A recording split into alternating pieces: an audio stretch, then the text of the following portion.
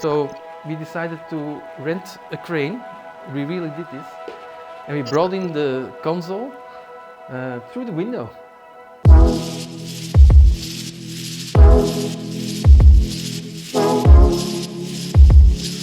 Hello, I'm Dago Sondervan. I'm a guest professor here at the Conservatoire of Antwerp at the Live Electronics department. I do research in live coding. I also help people with technical problems. So I'm a high-tech product specialist for Algen Benelux, where I'm taking care of Focusrite and Novation and stuff like that. So welcome at the Dock 21 studios here in Antwerp.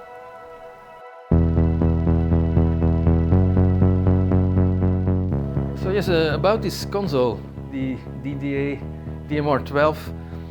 This is an ancient mixing console that we work on here, and it has actually a nice story because I used to work on this console back in the days at when in the old studios of USA Imports, and I bought this in the 90s. And there were a lot of house acid new beat records produced on this one. More than 112 inches were made here. But the studio got abandoned after a while, and I had the opportunity to work there, and I mixed on this. And I produced the techno records. And when it came out, it actually didn't do much. So I was really surprised that 15 years later, I got a phone call from my friend, who was the owner of the label, and he told me that a lot of people were suddenly interested in that records. So I started investigating why is this record suddenly had some interest. And I started to dig up the original DAT tapes and listen to them, and was surprised that they were quite actually completely the same as the pressing of the record.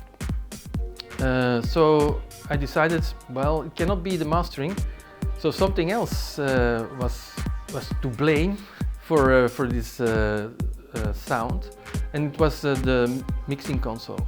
The owner of this console, the son of the founder of USA Import Records, phoned me that the console was for sale. And I thought, oh, this console cannot leave the country, we should buy it. And we did. And we decided to bring it to this lovely building from 1900 in the center of Antwerp. And it was very difficult to get this console in this old room because it's very heavy. And so we decided to rent a crane. We really did this. And we brought it in the room through the window. Voila, now it's here. And we are working on this magical desk. How do we work here? We have 32 channels that we can use to get all this equipment, the modular system and the keyboards. We have the inputs here on our channels, 32 channels, and then we send them to these 12 groups. And we are recording those 12 groups. We have a 16 line here of red Focusrite. And then we record those 12 groups, and then we have like 12 stems that we can use afterwards if something has to be changed. Maybe a snare drum was not really nicely mixed, or we can change some parts afterwards. So that's really convenient that we have end stems and the master recorded. So we also have here 12 channels that I can use as effect returns. We have EQs on the channel sense, which is really nice. We have 8 channels that we can send to the aux, to the effects racks. And then if we want to change these inputs to do a mix down of something that we have recorded in our DAW, we can just by one button send all the channels of the computer into the desk, use the outboard and mix again into the computer.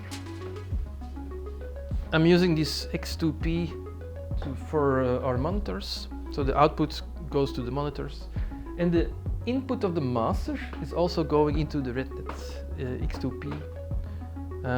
This little friend sometimes goes one floor lower, where there is a local radio station, Then we connect just to one cable, an Ethernet cable, and we can send all the channels or everything we want to the console in the radio station. So we do live broadcasts of improvised electronic music here.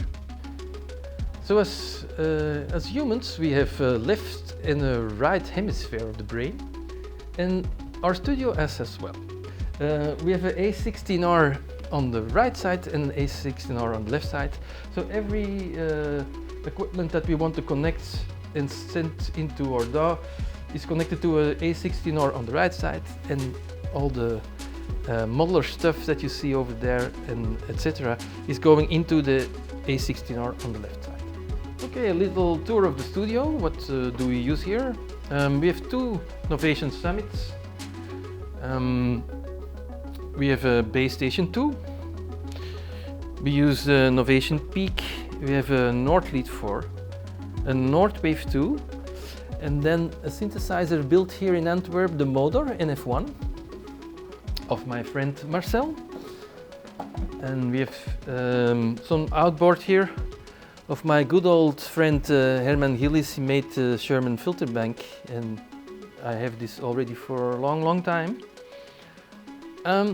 This is a little Space Echo imitation of Monacore, so it has these nice little tapes that you can use. A digital transistor reverberation unit that I got from a flea market.